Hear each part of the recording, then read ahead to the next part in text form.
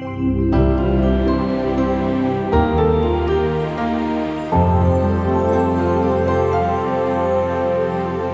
Asociación para la Cooperación en la Investigación y el Desarrollo Integral de las Musáceas, muy preocupado por mantener actualizado a nuestros socios y a nuestros invitados a lo que es Acorbat. Hemos programado este ciclo de conferencias y, como bien lo anotas, es la tercera en su orden. Esta tarde tenemos la presentación de la exposición titulada Fisiología de la producción y post cosecha de banano y plátano. Solamente quiero agradecer esta deferencia especial que han tenido de invitarme a preparar esta conferencia para compartirla con todo el sector de las musáceas del mundo, si se quiere decir así. Yo voy a hacer una revisión y para esto he hecho una selección de los principales temas que tienen que ver con la fisiología del banano y plátano, área temática donde se ha trabajado muchísimo en el mundo y se sigue trabajando.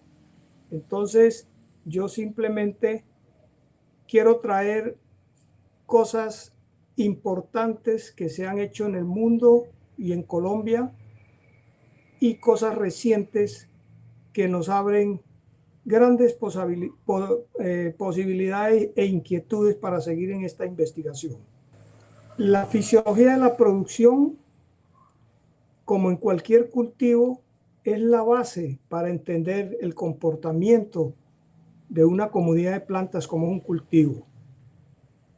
En el caso específico de las musáceas, las plantas de banano y plátano regulan sus procesos fisiológicos para mantener un crecimiento vegetativo permanente y estable y llegar a una producción. Estos dos procesos, desde el punto de vista fisiológico, los hace la planta simultáneamente, a diferencia de las especies anuales o transitorias en donde el ciclo vegetativo termina, se inicia el ciclo reproductivo y termina con el ciclo productivo y la planta muere. Las plantas perennes no mueren, sino que tienen que hacer un trabajo bien armónico para que esto continúe. Durante la etapa inicial de su desarrollo, ellas construyen el sistema radical para los procesos de absorción de agua y nutrientes.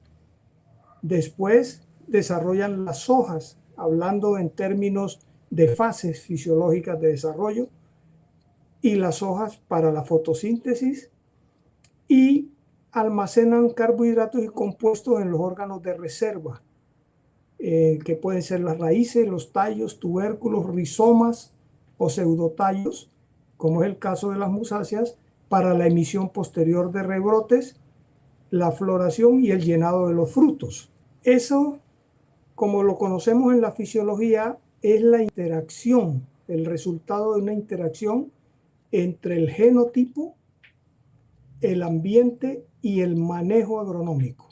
Entonces, las plantas expresan su potencial genético, que es la variedad que hemos escogido para plantar, interactuando con los factores ambientales de la zona de producción, y estos le señalan unos límites para que los procesos fisiológicos que van a ser desencadenados por estos factores ambientales y la carga genética que trae el material.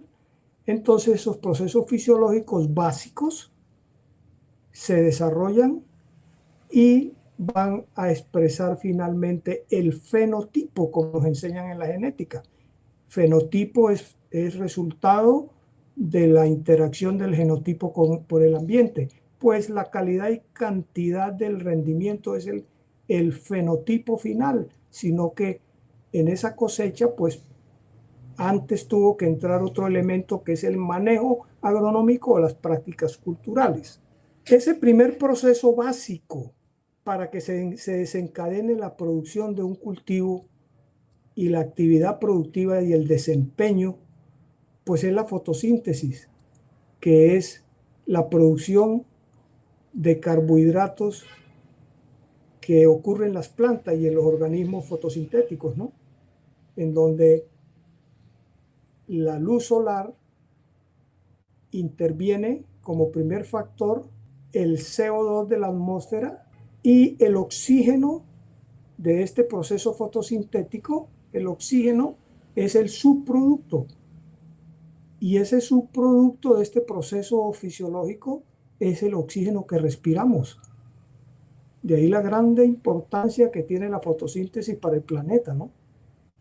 Y esto ocurre bajo unas condiciones muy especiales, en donde la atmósfera terrestre es muy pobre en CO2, relativamente baja en oxígeno y muy pobre y muy rica en nitrógeno. La atmósfera terrestre tiene un 74-76% de nitrógeno, mientras tiene un 21% de oxígeno, y de la atmósfera terrestre es que las plantas toman el CO2, y el CO2 está en una bajísima concentración de 340 o 360 partes por millón. Miren el porcentaje, muy bajo. Y entonces esa maquinaria termina formando una biomasa enorme en el caso de las musáceas, por ejemplo. ¿Por qué? Porque esta es la maquinaria, la fotosíntesis es la maquinaria más eficiente que se ha conocido. Ninguna maquinaria que ha hecho el ser humano trabaja con poca materia prima para producir un producto final de grandes proporciones. Cuando comparamos la fotosíntesis de las plantas perennes, entonces tenemos, como todos lo sabemos, que las plantas C4 son especialmente efectivas, tienen tasas fotosintéticas muy altas, que pueden variar entre 35 a 50 micromoles de CO2 por metro cuadrado por segundo. Y las plantas C3 tienen unas tasas relativamente bajas, y las que menos fotosíntesis procesan son las plantas denominadas MAC o CAM por su sigla en inglés, del metabolismo ácido de las crasuláceas. Pues ahí ustedes ven que banano y plátano, como plantas C3, en cierta forma se destacan de las otras C3 porque tienen unas tasas muy bajas comparadas con una C4, pero relativamente intermedias y superiores entre las mismas plantas C3. Son tasas fotosintéticas entre 10 a 20 micromoles de CO2 que fija la fotosíntesis, ¿no? Entonces hay muchos estudios que han relacionado esto de la fotosíntesis con el desempeño productivo de las musáceas. Hay muchísimos trabajos, como les dije, pero algunos de ellos creo yo que vale la pena destacar, como es este caso en Costa Rica, en donde relacionaron y estudiaron la relación entre la radiación solar, la producción y la fotosíntesis en plantaciones de banano, en donde fácilmente explicaron que en zonas de diferente radiación solar en términos de brillo solar horas por día, pues fácilmente se nota que la producción se incrementa a medida que incrementa las horas de sol por día, porque la tasa fotosintética también responde en una forma rápida al incremento de la radiación solar. Esto es una constante en muchas plantas, ¿no? Entonces la producción es estimulada por la actividad fotosintética, mas no depende exclusivamente de la actividad fotosintética, sino de otras condiciones también.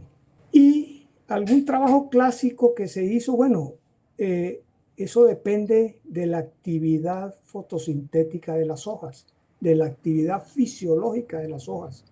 Y esos trabajos se enfocaron a ver cuánto tiempo demora una hoja de plátano o de banano desde el momento en que es emitida apicalmente hasta el tiempo que dura fisiológicamente activa y finalmente cenece y muere, porque eso es una actividad permanente de todas las hojas de la planta de plátano y banano, de todas las que van emergiendo.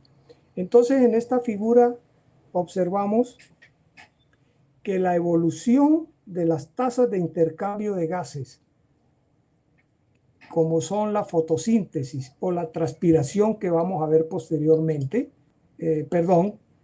las tasas de fotosíntesis y la transpiración, pero en este caso vamos a ver es cómo está relacionada la fotosíntesis con la concentración del pigmento fotosintético, que es la clorofila.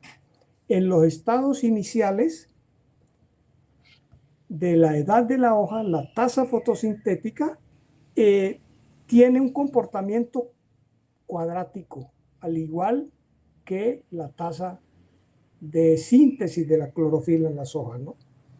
Entonces, la menor actividad fotosintética de la hoja en sus estados jóvenes, que sería esta de aquí, pues se puede explicar porque no se ha desarrollado completamente la fotosíntesis, todavía no se ha sintetizado completamente.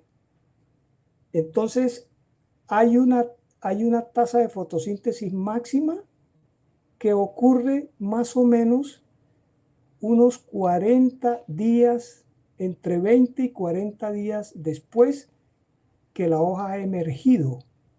Y eso está coincidiendo más o menos con la concentración de clorofila. Por eso, en los primeros estados, la tasa fotosintética generalmente se registra muy baja, porque la clorofila no ha sido completamente sintetizada, y por eso vemos esas hojas número 1, cuando ya se desenrolla la hoja cigarro, pues es un poquito más pálida. Entonces, después de eso, se mantiene más o menos constante hasta unos 40, 50 días.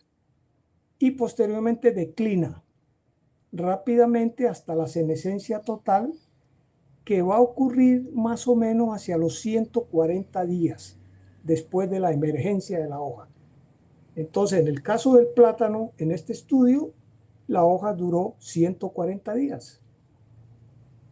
Pero entonces solo tiene una porción de máxima fotosíntesis que es relativamente corta. ¿Cuál es la ventaja de esto? Porque es que cada vez está saliendo otra hoja nueva, y esa hoja nueva comienza a estar en el mismo punto de máxima fotosíntesis cuando la hoja anterior ya comenzó a senecer. Entonces hay una compensación fotosintética, y esta evolución posiblemente es la que hace que la producción de estas plantas, la producción de masa, sea significativa, porque cada planta reemplaza a la anterior en su posición filotáxica, y por lo tanto se compensa la actividad fotosintética de las que ya van perdiendo esta actividad a medida que van seneciendo, ¿no? En la producción de estas plantas, de estos cultivos, hay muchos factores que condicionan la eficiencia fotosintética y el desempeño productivo de estas plantas. Uno de los factores limitantes importantes, descartando la cigatoca, otras enfermedades, el manejo nutricional, un factor limitante para estos cultivos es el agua. Aquí se expresa como un déficit, porque ustedes lo saben, que cuando en la fisiología se estudia el estrés hídrico, todas las referencias bibliográficas son muy amplias en haber estudiado los efectos del déficit hídrico en un cultivo, porque el déficit hídrico se corrige rápidamente con riego o con suministro complementario de agua. Pero muy pocos estudios muestran el efecto contrario del exceso hídrico. Y esto no solo ocurre en estas dos especies, sino que en muchísimas muchísimos otros cultivos. Y entonces miren aquí que cuando la producción depende del agua, del suministro adecuado de agua, fisiológicamente la producción se incrementa rápidamente, pero si el factor que la va a limitar es agua y todos los demás están óptimos en el manejo, pues se cae drásticamente la producción de estos cultivos, porque esto está afectando, es un proceso fisiológico básico. Nuevamente, muchos trabajos en el mundo se han hecho y más recientemente el grupo de Víctor Galán Saúco estudió mucho esta relación de la fotosíntesis del banano con el potencial hídrico del suelo. En este trabajo de él, muy elegante, por decirlo así, desde el punto de vista fisiológico, pues compararon plantas sin estrés con plantas estresadas por determinados periodos. Plantas sin estrés y plantas estresadas durante 40 días a un potencial hídrico de menos 2 kilopascal. Y ustedes observan que la tasa fotosintética pues se redujo, pero no se redujo significativamente cuando el banano fue sometido a un estrés de 4 días. Se redujo un 8% la tasa fotosintética, pero esto no fue drástico.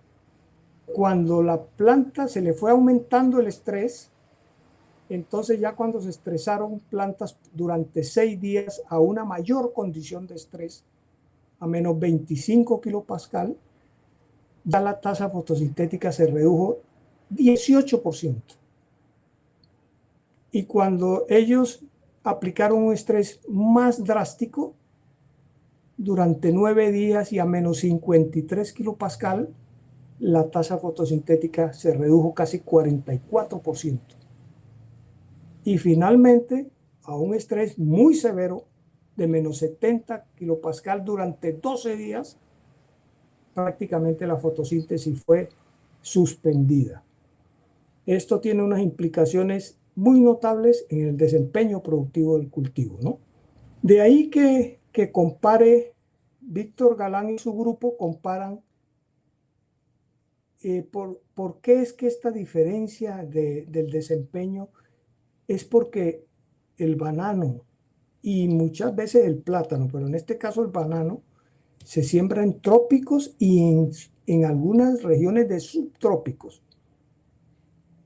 Y en los trópicos lo que ocurre es que hay muy pocas diferencias entre la temperatura diurna y nocturna que ocurre entre el verano y el invierno, denominado así, que son zonas poco lluviosas y zonas más lluviosas, donde en los trópicos la temperatura promedio son 27 grados y hay una mínima variación del fotoperíodo, menor de 13 horas.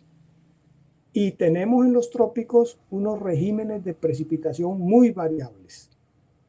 En los subtrópicos, por el contrario, se caracterizan por unas amplias diferencias de las temperaturas diurnas y nocturnas durante el verano y el invierno de estas zonas. Y hay una mayor variación del fotoperíodo, o sea, la duración del día. Hay un incremento extremo de la temperatura en verano y una disminución drástica de la temperatura mínima en el invierno. Y las precipitaciones son muy bajas y mal distribuidas. Y estos son elementos climáticos que afectan tremendamente el desempeño productivo de este cultivo. En el caso del plátano, en Colombia se estudió muchísimo esto, su adaptación, cómo era que debíamos zonificar los diferentes clones o variedades de plátano en nuestro país. A todas las zonas en Colombia sembramos plátano desde el nivel del mar hasta más de 2.000 metros de altitud, casi a 2.300, 2.500 metros de altitud, obviamente solo de subsistencia, pero esto fue así. Se hicieron varios estudios para poder llegar a esta zonificación. En esos estudios se logró entonces zonificar que el plátano Artón se desempeña bien desde el nivel del mar hasta máximo 800 metros de altitud. El Dominico Artón, que es un French, es un Horn por French, se desempeña mucho mejor entre los 1000 metros y 1300 y 1400 metros.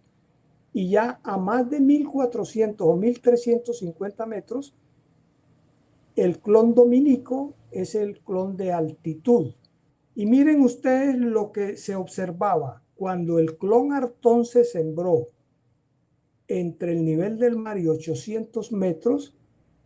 El desarrollo del racimo, de las manos y de los dedos fue óptimo. Pero cuando se lo sembró a 1600 metros de altitud, es absolutamente un desastre.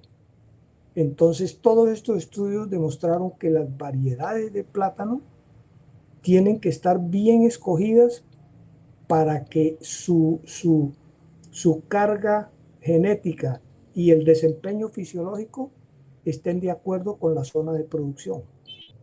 Se estudió la influencia de la altitud en la distribución de masa seca en la planta de plátano. Porque con base en esto, entonces pensábamos, ¿cómo va a distribuir fisiológicamente la materia seca una planta de plátano si se siembra en dos altitudes? En este caso, a 1320 de altitud y a 1000 metros de altitud. Y ahí tenemos los resultados principales, donde se midió la acumulación de materia seca en los órganos, en el cormo, en el pseudotallo, hojas, tallo floral y racimo. ¿Y qué sucedía en el momento de la floración y qué sucedía en el momento de la cosecha del racimo? Pues miren que en términos de resultados, antes de la floración, la planta de banano, o en este caso de plátano, dirigen más del 50% de su masa seca hacia el pseudotallo y las hojas. Más del 50%. Lo mismo se cumple en plátano, porque esto lo expresó Stover en el año 85 con sus estudios. Y esto es lo que da origen a una parte aérea muy fuerte que es capaz de soportar ese gran recipiente de la producción que es el racimo. Entonces, para construir esta estructura masiva, la planta de banano y de plátano producen biomasa a una de las mayores tasas fisiológicas que se conocen entre los cultivos perennes tropicales. Y eso mismo se comprobó en el plátano. La mayor parte, en el momento de la floración, está en el pseudotallo y las hojas. A partir de ahí, esta biomasa va reduciéndose y obviamente pues va para el racimo en formación. Entonces, el cormo, el pseudotallo, parecen ser depósitos de los fotoasimilados para ser después trasladados hacia el racimo en formación. Entonces, para eso era muy importante conocer las fases del desarrollo, y esto sí se ha estudiado en banano y en plátano muy bien. Son tres fases: la fase vegetativa, desde el momento de la siembra de la semilla vegetativa en el campo, luego la fase reproductiva y la fase productiva. Pero hay una etapa crítica aquí, que es el paso de la fase vegetativa a la fase reproductiva, que es simplemente cuando el meristemo apical de crecimiento, que da lugar a todas las hojas, él cambia hacia una estructura reproductiva que es la inflorescencia microscópica. Entonces, en este momento que está ocurriendo eso allí internamente en el cormo, Entonces es un momento crítico cuando pasa la fase reproductiva. Todo lo que ocurre aquí en este momento, en esta etapa, va a condenar seguramente a que el racimo tenga unas características indeseables si alguno de estos factores ambientales incide de forma negativa en un cultivo o el manejo del cultivo. De ahí que aquí se tiene que privilegiar en este momento. Y la otra etapa crítica es el desarrollo cuando ya emite apicalmente la inflorescencia. Entonces es la fase productiva, otra etapa crítica, ¿no? Eso es porque en el meristemo apical está ocurriendo esto. El meristemo apical es el responsable de la emisión de todas las hojas y finalmente la emisión de la inflorescencia. Y eso está ocurriendo allá en esa estructura. Es la única células que tienen división celular. Y luego viene la diferenciación. Observen aquí en este trabajo nuevamente de Víctor Galán, en donde él demostró esto. El racimo de la izquierda fue un racimo de banano desarrollado cuando en el momento de la diferenciación apical del meristemo hacia la estructura de la inflorescencia, la temperatura fue óptima, por ejemplo. Un racimo excelente, bien conformado, de muchas manos, cilíndrico, buena disposición de los frutos, pero cuando en el momento de la diferenciación apical del meristemo ocurrió un estrés de temperatura, entonces el racimo se redujo drásticamente en su número de manos, en el tamaño de los frutos. Entonces esto demostró nuevamente que esa fase es crítica para el desarrollo y para el desempeño productivo del cultivo de banano y plátano. Por eso hay que concentrar todo el manejo y ahí no descuidar nada de lo que podamos nosotros controlar de las partes de manejo agronómico, porque la parte ambiental sí es incontrolable por el hombre. Era necesario también conocer cómo era el crecimiento de la hoja, y no solamente cómo era su actividad fisiológica, sino que cómo crecía la hoja de plátano y asimismo la hoja de banano.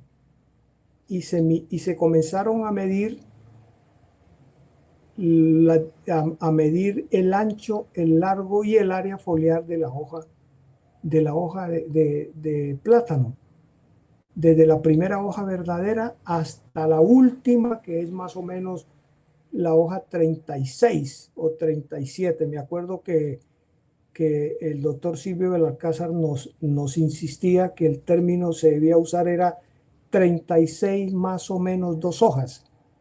Y nosotros le decíamos, pero podíamos decir 34 a 38, lo mismo. Dijo, sí, pero suena como mejor y más técnico decir 36 más o menos 2. Muy bien. Observen ustedes que el crecimiento es relativamente rápido del largo, el ancho y por supuesto del área, que es producto de estos dos. Pero llega un momento en que es máxima y después disminuye porque ya comienza a morir las hojas. Y ese momento exacto es el momento en que la inflorescencia va a ser emitida. Entonces la planta se prepara para garantizarle un número de hojas que le permitan llenar todos los frutos de ese racimo. Y entonces hay una gran diferencia entre el área foliar que necesita una planta de banano y plátano para producir 1 kilo de frutos. Eso también se estimó. No se midió realmente, no sé, que se estimó. Y miren ustedes que cuando se compararon los plátanos con el banano se muestra más eficiente fotosintéticamente para producir 1 kilo de frutos. mientras que el banano necesitó 0,75 metros para producir el estimado 1 kilo de frutos, los plátanos necesitaron mucho más. Entonces, el banano es más eficiente desde el punto de vista fisiológico y fotosintético para producir y para llenar los frutos del racimo. En este estudio, que nos muestra la acumulación de materia seca, comparando las dos variedades de banano más sembradas en la zona de Urabá, en Colombia, Gran Enano y Valery, se observa que las plantas de las dos variedades acumularon y distribuyeron en una forma diferencial. Cuando se midió desde la siembra hasta la cosecha, hay unas épocas claves también, que fue aquí, 116 días después de la siembra, es cuando ocurre más o menos la diferenciación floral del meristemo, que se vuelve reproductivo, es decir, que se vuelve la inflorescencia microscópica. Ese es el momento de la diferenciación. En las dos variedades ocurrió más o menos en la misma época, pero en el Valery la acumulación de masa seca es menor que en el Gran Enano. Y hay otra época, hay otra fase clave en la fase de desarrollo, que es la aparición del tallo floral y la floración en sí, es decir, la emisión apical de la inflorescencia. Y observamos que el Gran Enano emitió apicalmente la inflorescencia a los 173 días, mientras que el Valery la emitió un poco después, a los 191 días. Los dos materiales diferenciaron al tiempo, pero la emisión apical fue un poco desfasada dependiendo de la variedad. Y esto mismo se vio en la cosecha. La cosecha del Gran Enano fue unos días antes que la cosecha del Valery. Cuando se graficó, se hizo este diagrama, era para representar mejor, bueno, eso es lo que define el cambio de una fase hacia otra. Pues aparentemente sí, las plantas necesitan acumular determinada cantidad de masa seca para pasar de una fase a otra. Y aquí se observa que desde la siembra del cormo hasta que terminó la fase vegetativa, la acumulación de masa seca fue diferencial para el Gran Enano y para el Valery. Y el inicio de la fase productiva, es decir, para que se inicie la fase reproductiva, pase de la fase reproductiva a la fase productiva, pues las dos variedades acumularon más de 3 kilos de masa seca. Es decir, los dos cultivares necesitaron acumular más de 3 kilos de masa seca para poder emitir la bacota en el ápice de la planta, indicando que este parámetro posiblemente es el famoso detonante fisiológico que existe en la planta de banano para iniciar la floración, que expresó el doctor Soto, que hay un detonante fisiológico para que ocurra la iniciación de la floración en el ápice de la planta.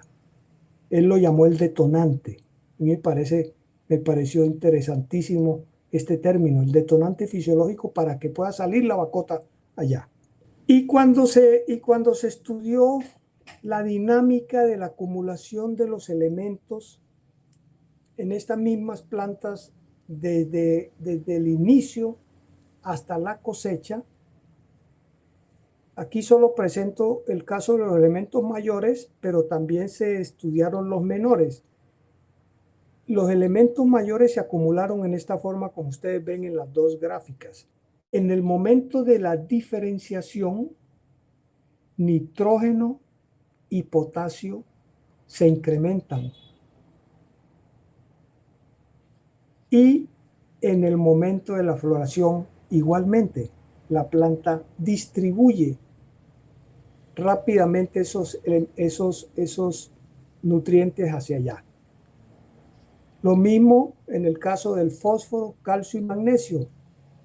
En esos dos puntos es donde ocurre la mayor acumulación de esos elementos en las estructuras de la planta, porque posiblemente coincide con los momentos críticos de la fase de desarrollo de la planta.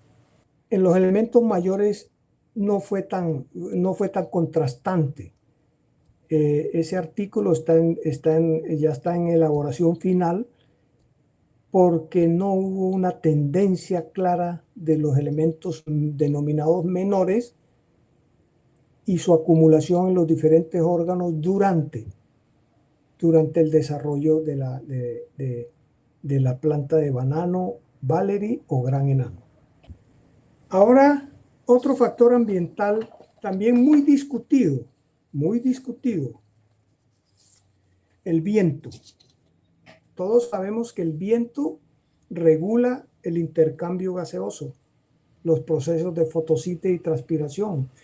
Y eso se ha estimado. Miren ustedes que en este trabajo de Silvio Belalcázar y su grupo, se estimaron las pérdidas, se calcularon las pérdidas por el fenómeno de rasgado de la hoja, desgarre de la hoja, doblamiento del pseudotallo o desenraizamiento de la planta. Y el rasgado no causa pérdidas, el desgarre sí, el doblamiento pues mucho mayor, y el desenraizamiento total es la pérdida total del cultivo. Cuando decimos rasgado es que se rasgan en tiras la hoja, y cuando es desgarre es cuando se arrancan pedazos de limbo. Entonces esto es lo que ocurre cuando los vientos son de menos de 10 kilómetros por hora, el rasgado, que es natural en las musáceas. Ya con vientos mayores de 20 kilómetros por hora ya hay rasgados mucho más estrechos, es decir, denominamos desflecamiento de esas hojas y pérdidas de limbo. Vientos superiores ya viene el doblamiento del pseudotallo en gran porcentaje de la plantación. Y esto es cuando los vientos son de tipo huracanado o casi huracanados, en donde se pierde todo. Esto es el peor enemigo del banano y del plátano.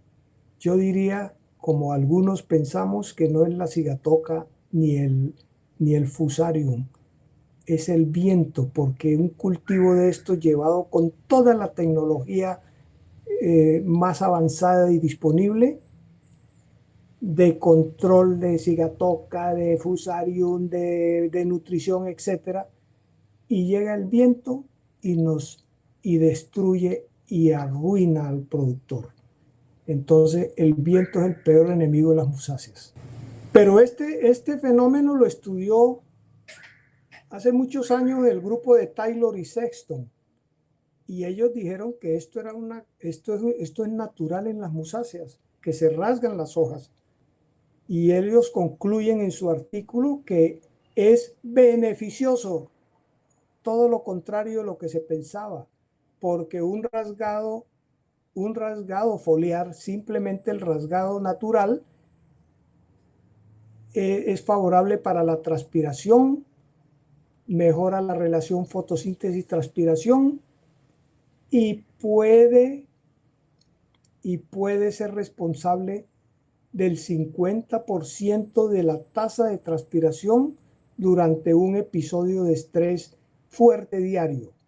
Ellos dicen que esto garantizaría una supervivencia térmica durante una estación de sequía y un aumento de la productividad en aquellos suelos donde el agua esté disponible. Entonces, ellos concluyen esto y lo demostraron con este estudio. Miren, hojas intactas y hojas rasgadas durante la estación seca, durante la estación lluviosa, y en las hojas inferiores sombreadas durante una estación seca.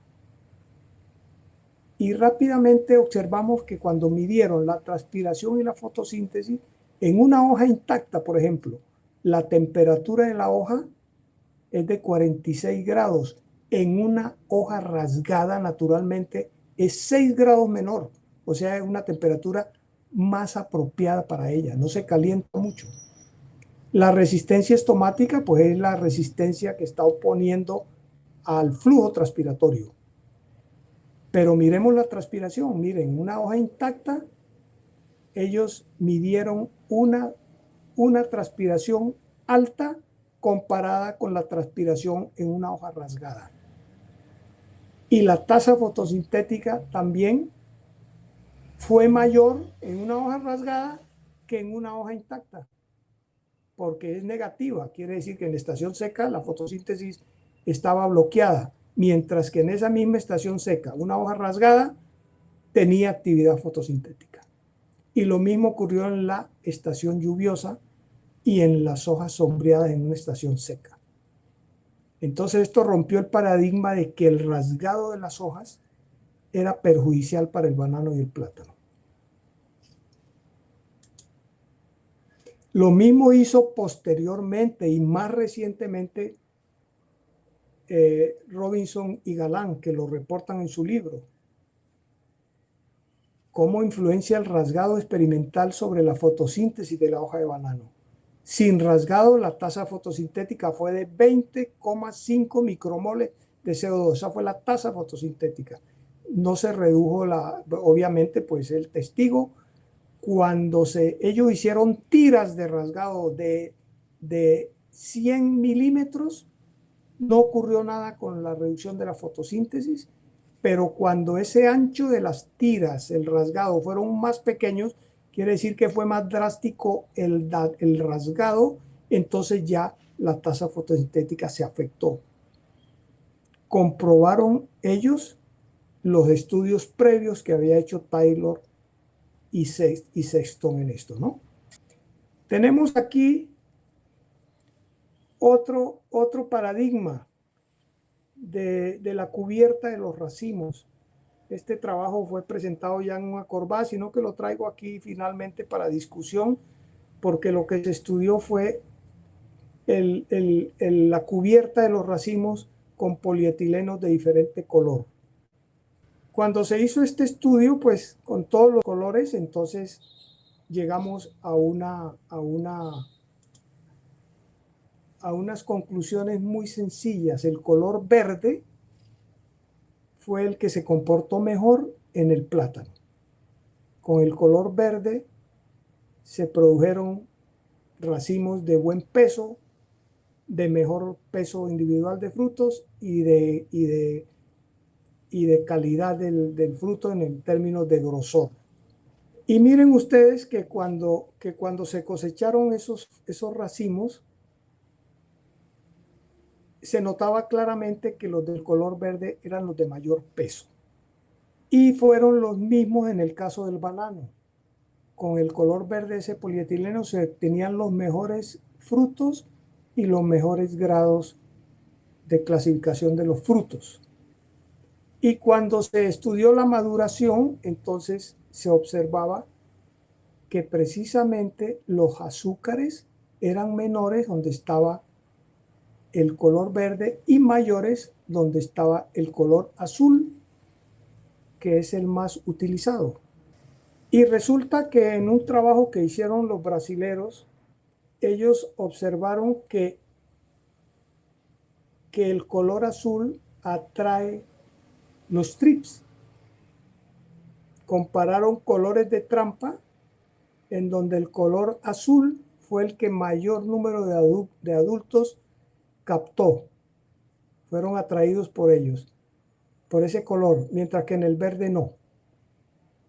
Nosotros estamos utilizando el color azul para cubrir los racimos. Posiblemente estamos atrayendo trips hacia esos frutos. Entonces, como ya entramos en la post cosecha, tengo unas consideraciones finales sobre la post cosecha. En la post cosecha hay dos tipos de pérdidas. Una que se denominan las pérdidas y otros son los desperdicios. Las pérdidas pueden ser fisiológicas, normales o anormales, como vemos ahí, debido a daño mecánico, a unas pérdidas por cuestiones fitopatológicas, pero las pérdidas son aquellas que se producen durante la fase del cultivo, en precosecha. Todo lo que se haga en precosecha son lo que nos va a determinar la calidad en poscosecha. La poscosecha no se mejora si durante la precosecha se descuidaron los factores de la fisiología precosecha. Los desperdicios ya tienen que ver son con los países, con los desperdicios de alimentos como tal. Una vez cosechados los productos, ¿por qué se desperdician tanto? Bien. Entonces miren ustedes lo que sucede en nuestro país. Las pérdidas post cosechas de banano se han estimado en 15%. Es decir, unos 12 millones de cajas no pueden ser exportadas cada año y eso representa 72 millones de dólares. En plátano es el 10%, es decir, se pierden 300.000 toneladas del plátano en Colombia, lo cual representa 35 millones de dólares de pérdidas. Y todo es por mal manejo en pre-cosecha. Y miren ustedes lo que puse ahí en esa frase. Hay una gran preocupación exagerada de la comunidad científica mundial en aumentar la productividad de estos cultivos, cuando una proporción muy significativa de los alimentos que se produce se pierde después de la cosecha. Entonces la investigación fisiológica y la investigación de manejo de los cultivos está orientada a aumentar la productividad, cuando lo que está incidiendo muchísimo es las pérdidas en post cosecha de ese producto. Miren ustedes, finalmente esto que todos los productores de banano tienen sobre el número de hojas funcionales con los cuales debe llegar una planta de banano al momento de la cosecha. Con 12 hojas, pero aquí se estudiaron cuando tenían 12 hojas, 10 hojas, 8 y 6 hojas. Se dejaron con ese número de hojas desde el momento de la floración hasta la cosecha. Trabajo hecho en tres fincas distintas de las 3 zonas bananeras del Urabá, en donde se observa que no hubo diferencias significativas entre los tratamientos de haber dejado 12, 10, 8 o 6 hojas. Y después de la cosecha se midió la maduración, que son los azúcares totales, 8 y 15 días después de la cosecha, y tampoco hubo diferencia en esos frutos que provenían de 12 hojas en el momento de la floración, o plantas con 10 o con 8 o con 6. La conclusión de este trabajo es que en el banano es posible dejar las plantas con menos de 12 hojas desde la floración sin que se afecte el peso del racimo, la calidad exportable de los frutos o su maduración durante la poscosecha. Cosa que descalifica inmediatamente a un productor que en el momento de la emisión de la inflorescencia su cultivo tenga 8 hojas. Pues aparentemente eso no lo va a afectar, ¿no? Hay muchos otros trabajos sobre la poscosecha, pero yo quería hacer esa reflexión. Es que lo que hace falta es intensificar los estudios de post cosecha, porque tenemos muchísimas oportunidades en la investigación. Tenemos, por ejemplo, sabemos cuánta masa seca hay en cada órgano de la planta, de plátano en este caso, que fue la que estudiamos. cómo es la composición mineral de los frutos del raquis. De los frutos, el raquis, la pulpa y la cáscara. Que en este trabajo lo que rápidamente uno identifica, toda la composición mineral importante está en la cáscara y en el raquis, y nosotros deberíamos entonces comer la cáscara y no comernos la pulpa. Bueno, pero pensando en la biomasa, entonces tendríamos desde el punto de vista de post cosecha una gran oportunidad para esos subproductos del cultivo. Miren este ejercicio rápido.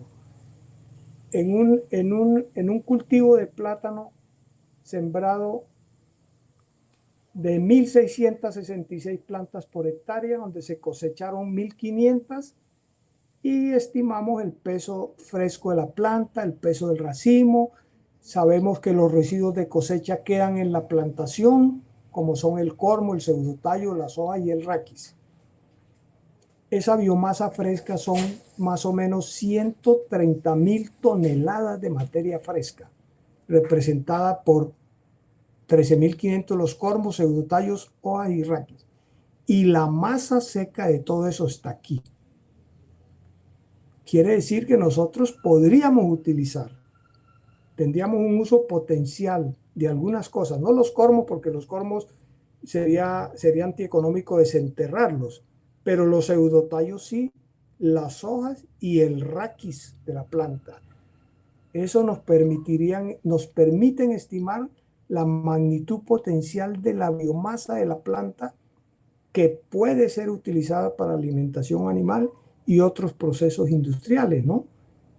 Cosa que es lo que yo dejo para el análisis, en donde hemos hecho mucho en la fisiología de la planta, pero nos falta muchísimo más por hacer en la fisiología post cosecha y el aprovechamiento de los residuos de toda esta actividad agronómica de la planta.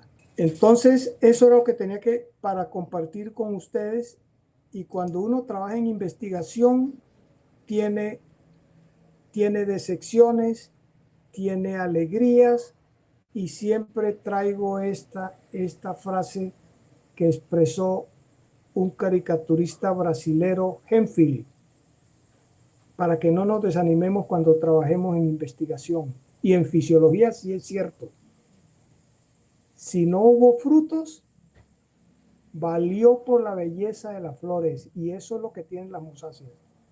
Pero si no hubo flores, valió por la sombra de esas hojas.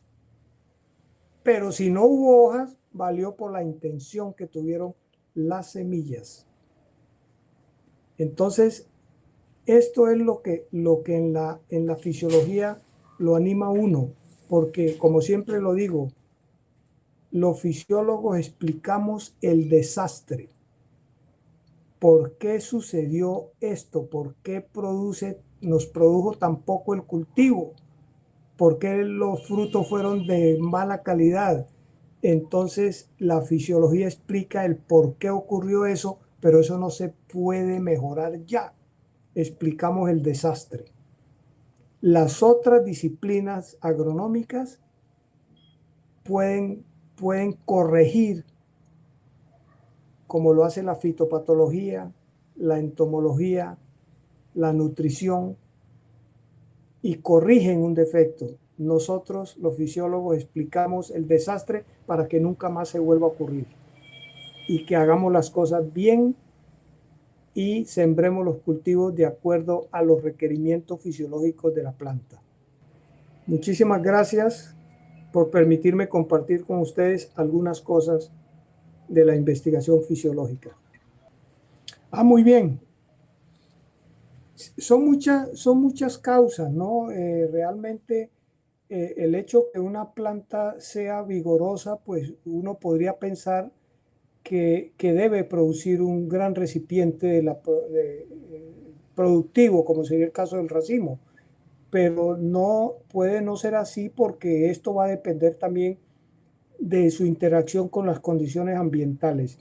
En el caso de los bananos y plátanos de las musáceas, nosotros siempre asociamos que el vigor de la planta está asociada con una buena calidad y tamaño de un racimo, porque inclusive se ha encontrado una correlación directa entre el grosor del pseudotallo, por ejemplo, con el rendimiento. Entonces, si una planta vigorosa produce un racimo pobre, hay que analizar qué pasó durante el momento crítico de la diferenciación floral, por ejemplo. ¿Qué pasó con las condiciones ambientales o de manejo agronómico? Pero sí, si una planta es vigorosa, en el caso de las musáceas, uno debe esperar un racimo de buenas características.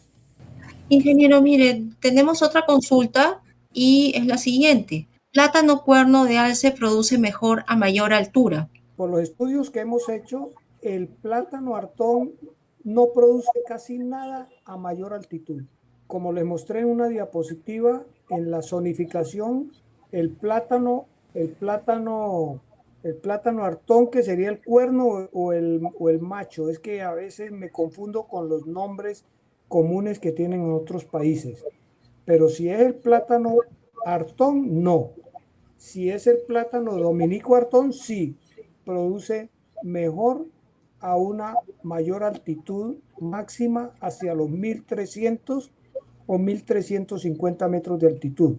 Ese es el plátano cuerno de alce que no lo identifico bien.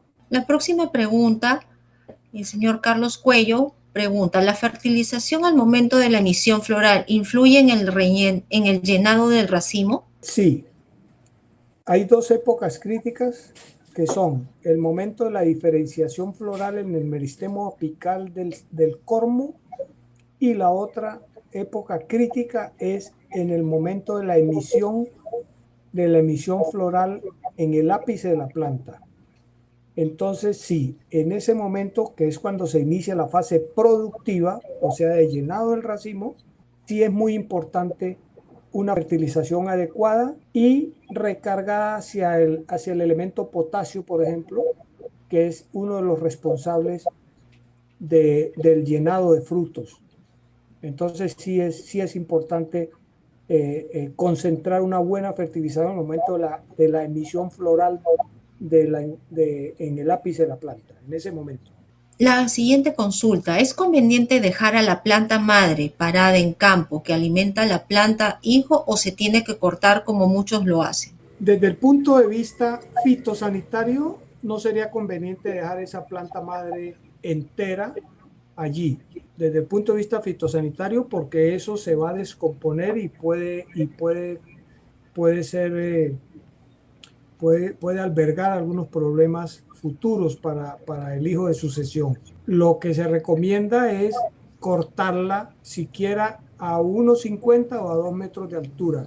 Yo les iba a presentar un trabajo sobre esto que demostró, pero sí es necesario dejar parte del pseudotallo, la planta madre, cosechada, pero no dejarla completa. ¿Se puede decir que la bolsa azul sigue siendo la más utilizada por la concentración de azúcar? Realmente no sé, porque si es la más utilizada porque se incrementan los azúcares, pues sería contraproducente. Porque si pensamos en utilizar bolsas azules que van a acelerar el crecimiento, porque eso es lo que hace una bolsa azul, concentra y hay un microclima interno de mayor temperatura, y eso hace que los frutos crezcan más rápidamente, pero al mismo tiempo que crecen más rápidamente, también entran en maduración más rápidamente, que eso fue lo que les mostré en el trabajo. Entonces, la bolsa azul acelera el crecimiento de los frutos, pero se corre el riesgo que posteriormente esos frutos ya entren en maduración más acelerada y por eso tengan más concentración inicial de azúcares, lo cual es contraproducente desde el punto de vista del transporte, porque como todos sabemos, los frutos deben viajar verdes y nunca madurarse en ese tiempo. Tenemos otra consulta. Para los cultivos establecidos en la ladera, ¿se puede decir que el comportamiento es igual, obviamente teniendo en cuenta todos los factores climatéricos y ambientales? No, no es lo mismo porque en las condiciones de ladera hay una disposición especial del cultivo hacia los rayos solares y pueden cambiar esas condiciones ambientales. Y además hay condiciones ambientales diferentes de vientos, de radiación solar y de temperaturas, ¿no? Lo que nosotros hicimos en plátano, por ejemplo, es que en los cultivos de ladera, que es donde se siembra gran parte de nuestro plátano en Colombia, en esos cultivos de ladera, lo único que no funciona es la orientación norte-sur de las líneas, sino que se deben hacer siguiendo las curvas de nivel, porque es imposible hacer eso. Entonces en ladera no funciona igual que en zona plana, porque hay distintos factores climáticos y ambientales allí en esas condiciones. Dice, en el cultivo de banano sin riego, ¿cuál es el beneficio de una fertilización foliar en fuertes veranos para evitar el estrés? Yo entiendo que la pregunta se refiere a que en cultivos de banano que estén sin riego, pues ahí tenemos estrés. La fertilización foliar, pues, pues en un cultivo de banano sin riego, pues no tendría mayor opción. Por otro lado, hay mucha incomprensión y no hay mucho consenso en que la fertilización foliar sea benéfica. Yo he escuchado posiciones de personas de nutrición y dicen la fertilización foliar no es muy conveniente, pero y en fuertes veranos pues menos todavía. Tal vez entendía la preocupación que podría ser riego foliar. No, porque obviamente no puede haber fertilización foliar si el cultivo está estresado por verano. Pero hay mucha discusión sobre los beneficios de la fertilización foliar. ¿Qué opinión tienes sobre el uso de aminoácidos y algas marinas en banano? No tengo experiencia sobre eso y, y no puedo dar una opinión porque me puedo sesgar y puedo y puedo cometer un error grave. Cuando uno da una opinión de esta es porque conoce la investigación al respecto y está demostrada. También hay otra consulta. ¿Cuál es la mayor interferencia para la producción de frutos de calidad, fertilización, riego y factores ambientales? Todos, para mí todos, porque todo esto influye, todo esto son condiciones de precosecha que determinan la calidad del fruto. Estas son las condiciones precosecha que garantizan una calidad final del fruto. Fertilización, el riego y los factores ambientales óptimos de la zona de producción durante el desarrollo de la planta. Entonces no podemos decir cuál es más importante. Desde el punto de vista fisiológico, nosotros decimos eso es una interacción de todos estos factores para que se logre la mejor calidad del producto cosechado. Sí, en el mismo sentido, Mari Carmen, de agradecerle la atención. Es muy corto un tiempo de 45 minutos para abordar muchos temas de fisiología, pero yo me pongo a disposición de ustedes, los más interesados pueden escribirme y porque la mayor parte de toda la investigación que se presenta en estas conferencias es investigación publicada. Nada de lo que no se haya publicado creo yo que debe ser siquiera tratado en una conferencia, porque sería especular. Entonces, por eso dije que sobre los aminoácidos, yo no me atrevo a dar un concepto porque considero que todavía no está bien documentado el tema.